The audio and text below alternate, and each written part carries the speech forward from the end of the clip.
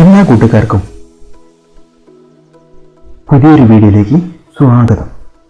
ഇന്നത്തെ വീഡിയോയിൽ നമ്മൾ പറയാൻ പോകുന്നത് ഫുൾ കാർ പോളിസി ട്രാൻസ്ഫർ എങ്ങനെ ചെയ്യുമ്പോൾ എത്ര NCB ആണ് അടക്കേണ്ടത് എന്നൊക്കെ നമുക്ക് വളരെ ബുദ്ധിമുട്ടുള്ള കാര്യമാണ്. NCBയിലേക്ക് ഓഫീസിലേക്ക് വിളിക്കണം, കാൽക്കുലേറ്റ് ചെയ്യണം, അങ്ങനെയൊക്കെ. ഒരു ഉദാഹരണത്തിന് ഒരു പോളിസി നമ്മളിവിടെ കാണിക്കുന്നുണ്ട്. ആ പോളിസിയിൽ NCB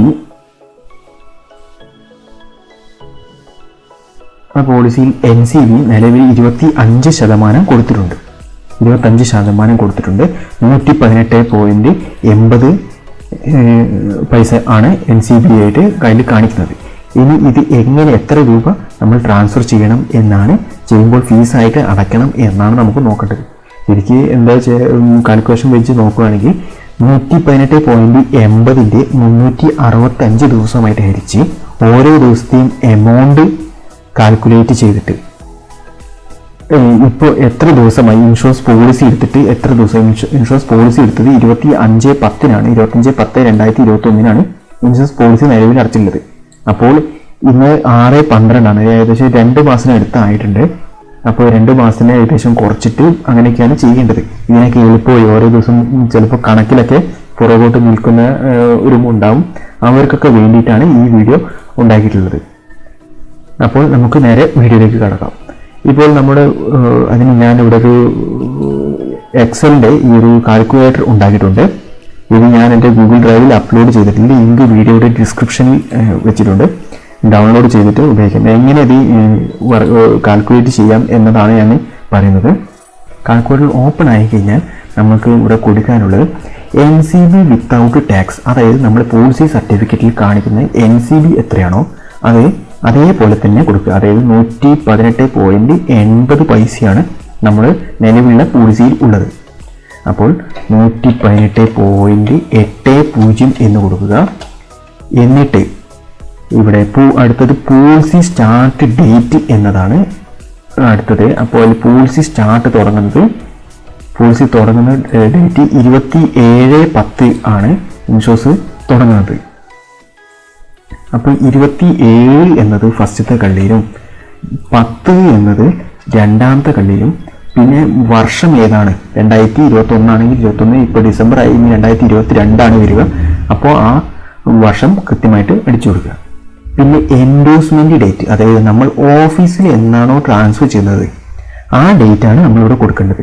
ഇപ്പോൾ ഇന്നത്തെ ഡേറ്റ് 6-ാം തീയതിയാണ്. 6-ാം തീയതി കൊടുക്കുക. പിന്നെ ഏതാ മാസം എന്ന് വെച്ചാൽ ഡിസംബർ മാസമാണ്. ഇത്രയും കൊടുത്തു കഴിഞ്ഞാൽ നമ്മൾ ഈ കള്ളിയിൽ നിന്ന് വേറൊരു കള്ളിയിലേക്ക് ജസ്റ്റ് ടച്ച് ചെയ്താൽ മാത്രം മതി. അതായത് കള്ളി ഒന്നെങ്കിൽ കീബോർഡിൽ എൻ്റർ ബട്ടണോ അല്ലെങ്കിൽ ഏതായാലും ആ കള്ളിയിൽ നിന്ന് ഒന്ന് മാറ്റി ക്ലിക്ക് ചെയ്യുക. എന്നാലാണ് നമ്മുടെ കാൽക്കുലേഷൻ കറക്റ്റായി വരുള്ളൂ. ജസ്റ്റ് ഞാൻ ഇവിടെ ക്ലിക്ക് ചെയ്യുന്നുണ്ട്.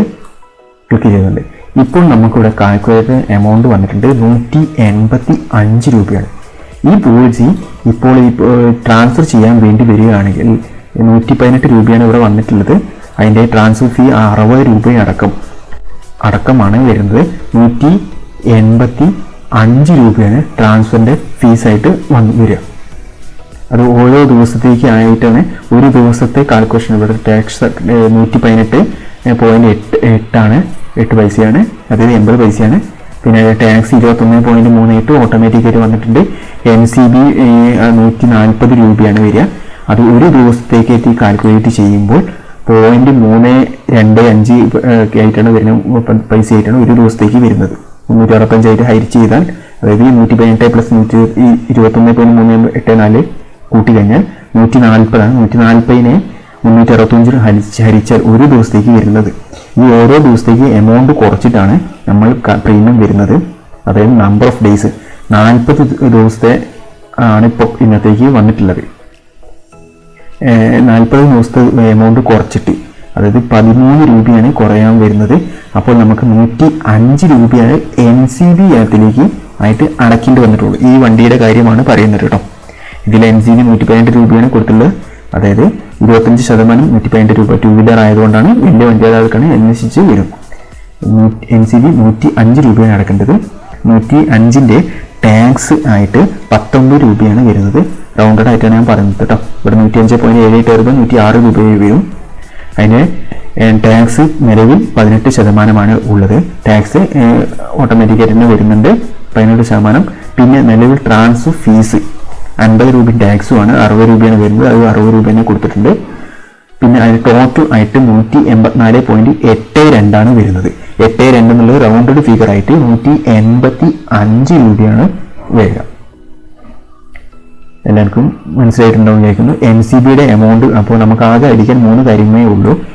നമ്മൾ പോളിസിയിൽ എത്രയാണോ കാണുന്നത് NCB, ആ NCB അതുപോലെ തന്നെ കൊടുക്കുക.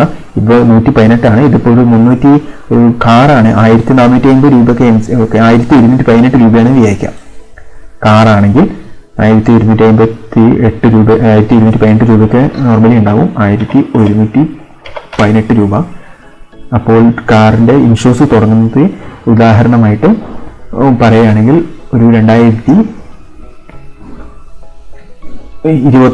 ഡിസംബർ 1-ാം തീയതിയാണ് അടച്ചതെന്ന് വിചാരിക്കുക.